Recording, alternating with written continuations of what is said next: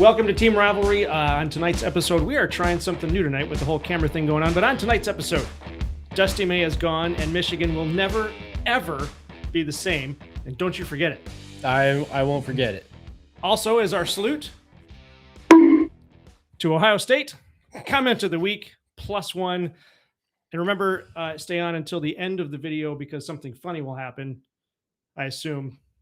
Funny things happen through the entire video, but no, not at the end. At the end, we just we peter out right there, and it's about over. But I have a challenge for everybody watching. If you tell us the last word we say on this video in the comments, I will pin your comment, and it might even be the comment of the week. So keep that in mind. Do you understand that everybody's just going to fast forward to the end of the video now? We still get credit for that, though.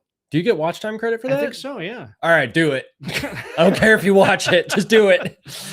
This is the Team Rivalry Podcast. We are a water cooler podcast. We're just fans having fun talking about football, not so much about basketball anymore because, as we know, basketball is dead to us, as it should be. It's over for good now. I don't care about basketball anymore. Just bad, yeah. Yeah. So we talk about all sports Michigan, except tonight when we have our salute to Ohio State. That's coming up. Don't forget to like, comment, and subscribe if you want to be part of the conversation. Welcome to our ever-changing studio. Also, he saw this set up on another channel and stole it. The Rivalry Podcast. The Rivalry. Yeah, we Those guys stole are pretty cool. Watch them. They're good. Yeah, they're good. We stole their idea for the camera angle. Imitation is the best form of flatulence. Blurry.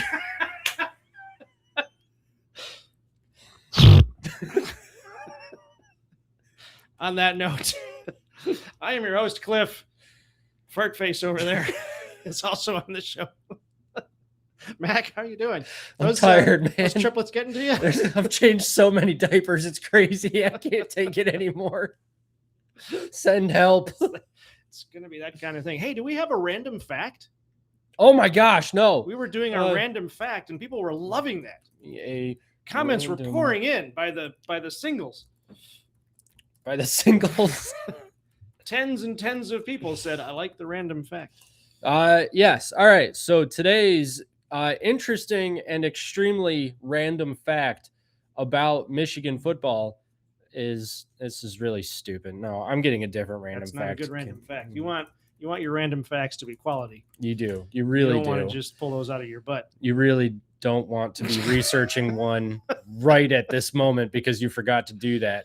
In 1927, Michigan tried using actual live wolverines. That's 100 years ago. That is almost years ago. 100 years ago. Not so good on the math, are you?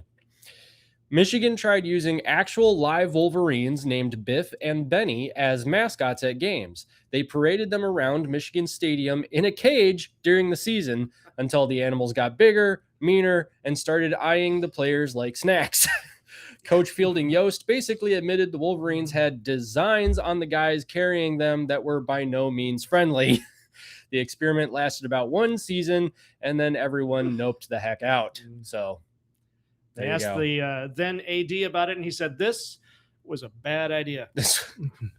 Michigan, where even the mascots are tougher than their own team. Exactly. Well, thank you for that. That's not true. What? Grok? Screw Grok. We want to talk. Okay, our first topic for the night is about Michigan's Dusty Manual.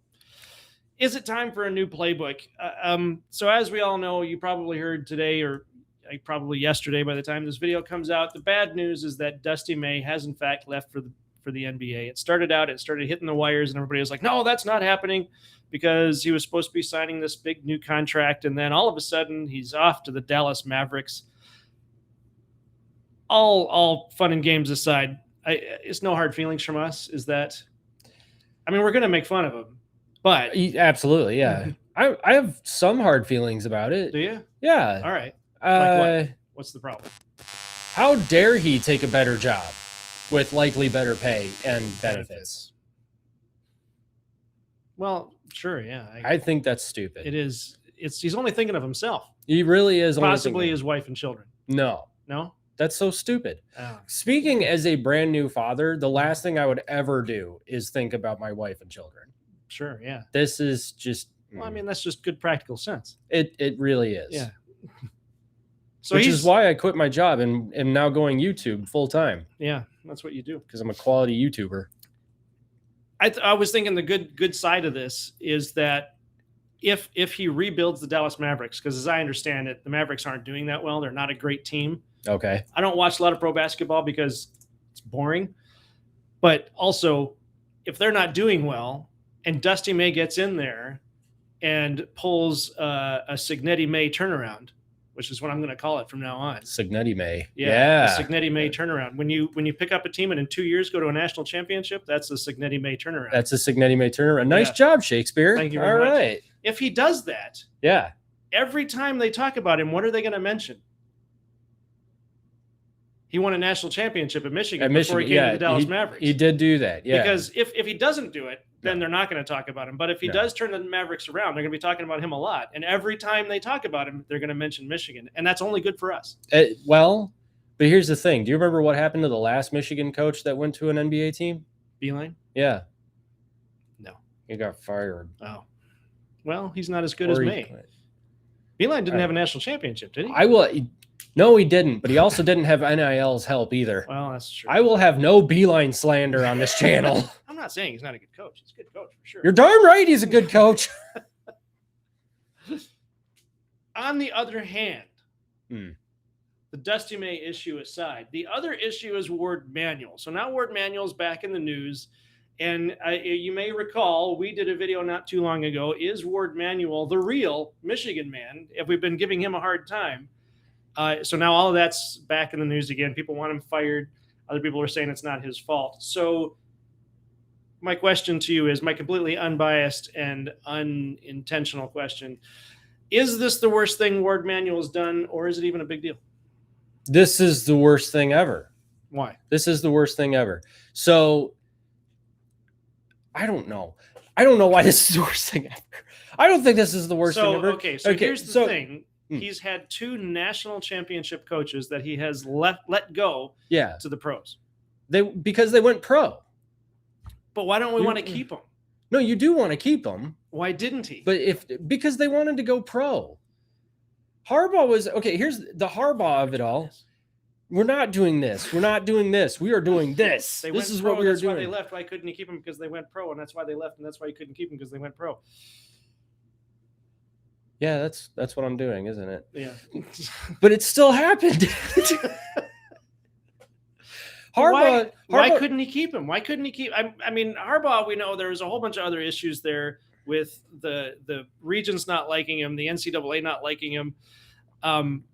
So he put in 9 years at Michigan, so that's not as bad. And at the end of his 9 years, he wins a national championship. So but Dusty May has only been there 2 years, wins a national championship, Signetti May turnaround, and now he's off to the pros when, again, they said, no, we've got a contract in place or ready to sign, and then all of a sudden he's gone. This can't be a good thing. It's not for Michigan, but I don't know how you stop a guy from wanting to go pro. Right. You can't, but... No, you can't. But there's got to be a way to keep him. Why can't Warde Manual do that? I would guess that you keep them with money, or making life easier on them or something. But I also just think, from maybe a merit standpoint, I don't know if that's the right word. The college game will never be the pro game, and so Dusty May has his national championship. He has a Big Ten regular season championship, both with Michigan, by the way. And now he wants an NBA championship. That's just, it is what it is. Sure, I think just by nature of the NBA being the professional game versus the college game, there's also, from what I understand, there are also a lot of college basketball coaches who are saying that the current college basketball ecosystem, the way it's set up, is unsustainable, especially because of NIL. Now, I don't really know what that means. All I know is that, was it Richard Pitino, the coach of Louisville, was getting players by paying them under the table and taking them to strip clubs. So, yeah. Can't that get you jail time taking minors to strip clubs? I would think so, but I don't know. It's Kentucky. Fair point. Where was I going with that? No, they've all said John Beeline left the college game actually because of that. Yeah. Although John Beilein left while Warde Manual was AD, so that still doesn't look good for Warde Manual. But my thing is that it's the pros. Yeah. And the pros is the lights are brighter. Yeah. The stars are bigger. Yeah, and I mean, okay, so nobody can blame him for going to the pros. I get that. He's a competitor. He wants to win. He wants to win at every level. He wants to win at the highest level. I have no idea if he ever coached high school, but certainly he wants to. He won at the college level. He wants to win at the pro level. Mm-hmm. But the question is, why does Warde Manual keep losing the good coaches and putting in place? Also, he's got like two extremes. He either gets national championship coaches or Sharon Moore. Or Juwan Howard. Yeah. What are we doing? Why? So, I mean, really, is Warde Manual really, is he okay at this job? Is he performing well at this job, or is this just out of his control? I mean, he also got Kyle Whittingham after Sharon Moore happened. Yeah. So that's the thing. Warde Manual has been AD at Michigan since 2016, I think. Somewhere in there. Yeah. So he got what's his name? I just mentioned him. Kyle Whittingham said that he was going to retire from Utah. Yeah. Like he was going into retirement, and then Michigan called. Yeah. Okay, so that means that the Michigan name still carries weight, even with Warde Manual as the athletic director, which means, I mean, because think about when Dave Brandon was the athletic director. I mean, they got, was it him that hired? No, it was the guy before him that hired Rich Rod. But then Dave Brandon fired Rich Rod and brought in Brady Hoke. Right. And Brady Hoke, we thought, okay, he was going to be something big, but his head coaching experience began and ended with San Diego State. Yeah. So he wasn't exactly like the big name that we were really hoping for. Warde Manual, first off, signed the extension with Harbaugh after the 2020 season, which ended up getting us the Big Ten championships and the national title. That's good. Mm-hmm. He also then signed Sharon Moore. That's bad. But then he got Kyle Whittingham despite the Sharon Moore mistake. That's good. And Kyle Whittingham's a good coach, and I have high hopes because of that. Yeah. The Juwan Howard of it all was bad. But then he got Dusty May. That's good. So I don't think that you can look at the body of work and say Warde Manual has historically and consistently been terrible at this, because as much as he's hired some misses, and they've been like big misses, especially from a character standpoint. Yeah. With Sharon OnlyFans Moore and Juwan Slaps McGee Howard. Those were misses for sure. But like, even despite those misses, the Michigan brand name is strong enough to get a Kyle Whittingham. Yeah. And I don't know who the current Michigan hockey coach is, but they also just went to the Frozen Four again. Yeah. So I don't think you fire him. So does it really come down to Michigan is just so high profile? Every loss is blown out of proportion. So you're like what you're saying, Warde Manual has brought in some fantastic national championship winning coaches or adjacent. Yeah. But he's also lost good coaches and hired bad coaches. That's how you know those coaches are good. Overall, are we talking like win percentages here? Sure. Yeah, you can put it that way. Like he's got like an 80% hit rate then, or at least it's better than 50. Yeah. But my thing is that he hasn't destroyed the Michigan brand, and he does have Michigan's most recent national championship in both of the revenue sports, or two of the three. Maybe, I don't know. Yeah. So that's a big deal. You got to take the holistic body of work, and people have recency bias like crazy with these types of things, because we thought, okay, Dusty May is here. Warde Manual had to have learned from the Harbaugh situation and made sure that Dusty May got the contract extension right then and there, and he's not going anywhere. Yeah. But that doesn't mean anything when the next level calls. Yeah. It just doesn't. Sure. Yeah. And I'm sorry, but Michigan will never be the NBA. The lights will never be that big or that bright at Chrysler. Yeah. Actually, I did have one more thing on this, that some people are saying that Dusty May has left Michigan in a bind, not dissimilar from Harbaugh. Yeah. He left too late. It's June. The good coaches got their jobs. The transfer portal now opens for 30 days. And those players who have the opportunity to hit the portal don't know what coach is coming in. So that's enough maybe for them to hit the road. Do you think? What's your thought on that? You think that's the business? Yeah, that's just it. The NBA season just ended. And I mean, the Dallas Mavericks season, I believe, has been over for quite some time. Yeah. And so they've probably been engaged in search this whole time. Although I would say that it actually probably went a little longer than it needed to. Yeah. Which kind of makes me think that they were looking at other candidates first and they all said no. So I wonder what Dusty May's walking into there. Yeah. But I mean, Dusty May's a young guy and he's fresh off a national championship and wants to test his mettle in the NBA. And if that's a bad situation, he'll find out soon enough. So maybe this wasn't a good move for Dusty May, but he still wanted to try. I can't fault anybody for that. Yeah. I can't fault him for that. Yeah. I can't fault the Dallas Mavericks yet.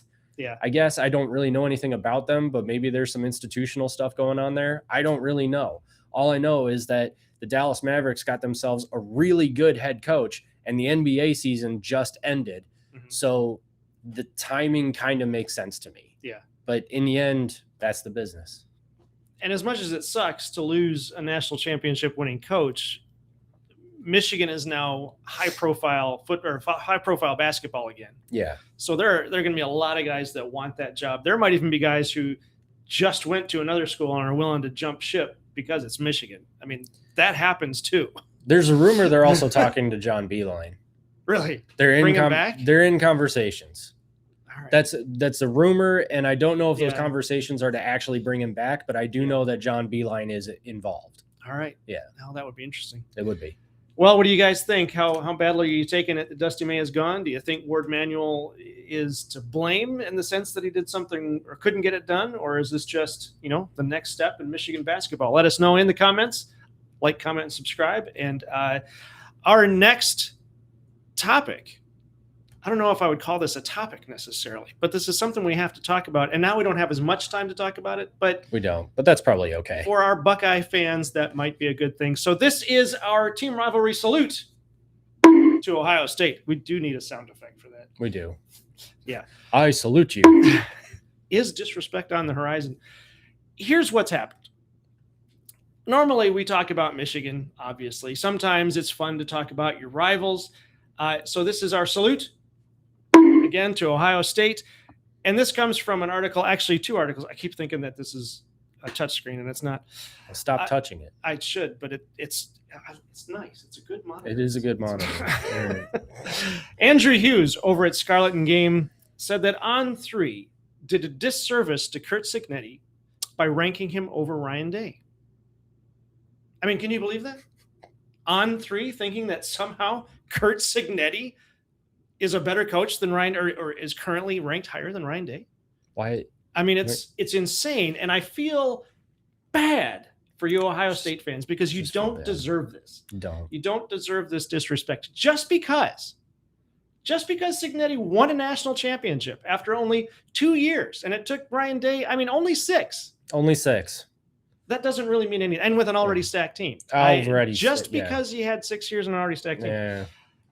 Just because Cignetti has a 93% win percentage at Indiana and Ryan Day only has an 87% win percentage in Ohio. That's no reason to rank Curt Cignetti above Ryan Day. Just because Curt Cignetti won the hearts and minds of the American people. Yes. Is no reason to think he's a better coach. Cignetti 2028. There you go. Boom. Yeah, maybe Harbaugh will be his running mate. Ooh, or Cignetti, Dusty Harbaugh. May, I guess. Dusty so May, that we get the whole Cignetti May experience. Cignetti May. Turn around to America in 2 years. There you go. Yeah, all right. Boom. We're starting a politics channel. The Cignetti May team. Cignetti May team. So Andrew Hughes makes the excellent point, I might add, that Cignetti is unlikely to repeat at Indiana because Indiana. Sure. Who wants to play at Indiana? Who wants to play at Indiana? They already won a national championship. It's all downhill from here. Yeah. Ryan Day, of course, is on his way to winning multiple national championships. The last one being last year. No. 2 years ago. 2 years ago. And that was, how many did he win? Was it not 4? Was it 3? No. Was it not 2 either? I think it was just one. It was just the one. It was one. Yeah. All right, he won that one national championship, and then he was supposed to repeat, but he was, yeah, because Cignetti got in his way. Cignetti did get in his way. Yeah. Cigaretti got in his way. Yeah. This is why you shouldn't smoke. So Indiana simply won't be able to duplicate their success because it's over. It's for Indiana. Yeah, it's Indiana for reasons that most of us just don't understand. Yeah. It's a flash in the pan. The pan is cooling off now. The pan is cooling off. The stove is turned off. Ohio State, on the other hand, is a machine that will continue to win at the highest level because Ohio State. Ohio State. Yeah. It's the name. And I don't know what else you would have to say about that. They copyrighted the. That's probably what That's did right. it. Throwing all the other teams in their state under the bus because they were unworthy. They were unworthy. And we all know that. We do. Yeah. And we can't overlook the accomplishments of Ryan Day. Had there been, and okay, hold on. I have to point out, these are not mine. I'm about to tell you something that Andrew Hughes actually put in his article, in his rant.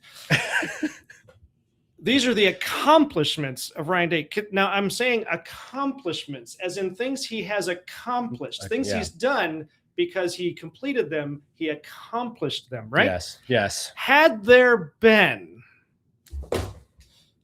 what 12-team playoffs since 2019, Day would have been in every one of them. And that is probably his finest accomplishment. That is his finest accomplishment, is this random hypothetical that didn't happen. Yeah. Also, Andrew Hughes says that Day has never had a dominant season like Cignetti's 2025 season, which I found, very humble. Yeah, yeah. But his track record he has a track record of consistency.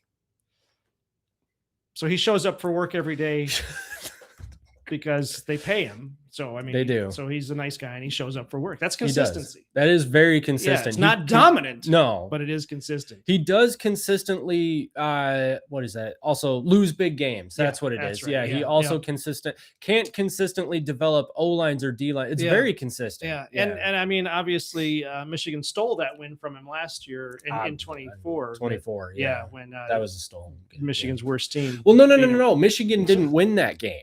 Oh, no, that's right. No, Ohio State lost it. They beat themselves. Because of Ryan Day's consistency. Because of his consistency. Yeah. That's it. It all comes together in a nice interlocking, weird logic. Day also, this is another one of his accomplishments. He took a punch to the face from something called TTUN and then came back to win it all. He did. So that is an actual accomplishment. That is an accomplishment. After losing in horrendously humiliating fashion to the team up north. And getting chewed out by his own players for the play calling. He did come back to win the national championship, and we have to salute Ryan Day for that. So also there's another article. There's another article, and this one is by Ryan Stano, also from Scarlett and Game, and he's talking about the fact that where should Ohio State be ranked preseason, predicting Ohio State's ranking in the preseason. He points out in very humble fashion that OSU will probably not be ranked number 1 preseason. All right. Okay. All right. I'm looking at it. Yep. There it is. Okay. Yeah. They probably won't be ranked number 1 preseason, probably because they lost round 1 and they're not the number 1 team. They're not the number 1 team. But he does say that OSU will probably be ranked in the top 5 and likely the top 3. I'm seeing it. So they won't be ranked number 1, but 2 or 3 is obviously where they belong. Because OSU. Now, I have to ask you, and we're going to close out our salute to Ohio State with this question. Mm-hmm. If Ohio State if Ohio State is not ranked in the top 3, yes, let's say there are only ranked in the top 5. Oh my gosh. Will Ohio State fans claim disrespect? Will their flans claim disrespect? Yeah. Those pastries. Their flans. You've seen the flan. It's a pastry. Is it? Yeah. Oh, I didn't know. So will the flans claim disrespect? The flans will probably claim disrespect. What about the fans? The fans may as well. And frankly, I think that they should feel disrespected because being ranked in the top 5 in the era of a 12-team playoff, likely to expand to 16, is just, it's egregious. Egregious. It is tantamount to murder in the first, second, and fourth degree. Original sin could not compare. Just checking for some lightning real quick. Yeah. All right. Okay. Could not compare to this. When Jesus, no, I'm not gonna. It's just too far.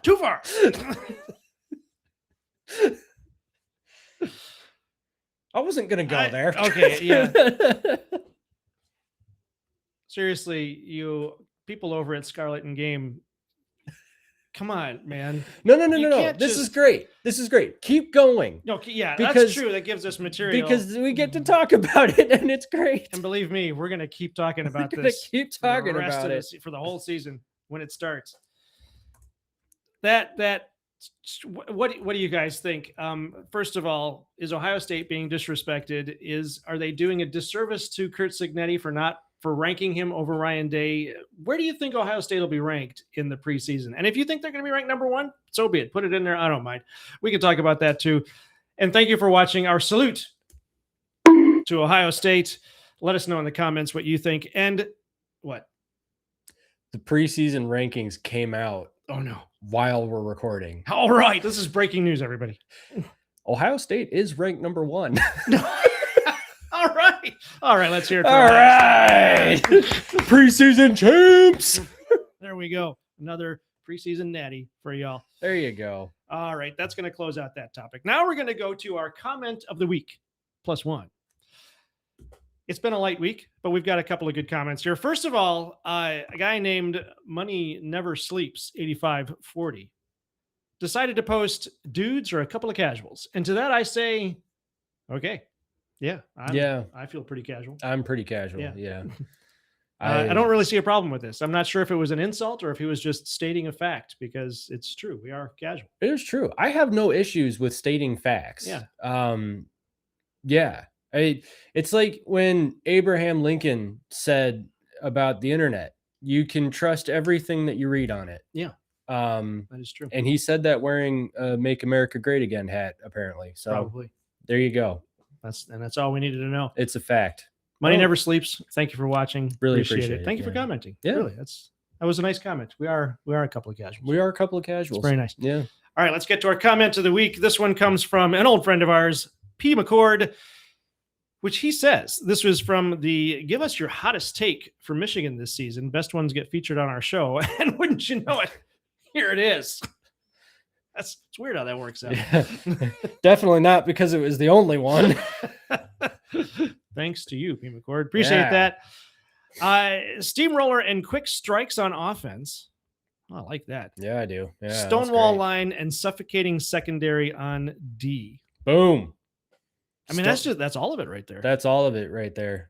So steamroller and quick strikes on offense. So a heavy duty offense that's going to knock down the defense, and then a Stonewall line suffocating the secondary on the defense. No, the Stonewall line's not suffocating the secondary. The suffocating secondary. Oh, and suffocating secondary. Is suffocating. Sorry, I the don't have my offense. glasses on right now, so Man, let me just expand this. Oh yeah, there we go. Stonewall and suffocating secondary. on D. big enough so that I can read it with my old eyes. That's true. That's just a fact. Me and Money Never Sleeps. What do you stating think? Facts. Do they have? So we've been looking at the recruiting and all that. Yes. We've been looking at some of the previous. Actually, Phil Steele's book is already out. We got to pick It that is. one up. It's $25. It is. Yeah, he went up $5 this year. Steamroller and quick strikes on offense. What does that look like? Do they have the players to do that? Yeah. Does Bryce Underwood have the footwork to do it? Yeah, that remains to be seen. He's got the arm. He's got the arm. We know that. He's got the arm and the ego. Yeah. Freaking dude claimed today that he's the best player to have ever come out of the state of Michigan. He did. You gotta Bryce. appreciate the kid's bravado. I love it's like part of me is just like I love it, but I also just really want you to stop because but let's face it. What? Harbaugh did the exact same thing. Harbaugh was known for just saying, "Yeah, I'm the best ever." He was? Yeah, he's always doing that. I remember he guaranteed the win against Ohio State, but yeah, I mean he's always talking himself up. He's a self-promoter, like the president, like a lot of those guys like that. all right. I guess, So- but you can't follow that up with another 9-4 season. I know. Yeah, the problem there is that if you're not winning, you should stop saying that. But 67 passing yards against Ohio State, and Ohio State, I don't know. I just, maybe take a beat. Just calm down a little bit, So the quick strikes we got steamroller on offense. What do you need for a steamroller offense? Steamroller offense. Yeah, you steamroller and quick They strikes. gotta run. They gotta run the ball. They have a good O line. It sounds like the offensive line's getting the stamp of approval from the running back room, so that bodes well. All right, because the running back room, without a good O line, they all get killed. Yeah. Well, like we So- saw with the 23 team, we saw how often they were able to give Blake Corum Yeah. an open lane. Yep.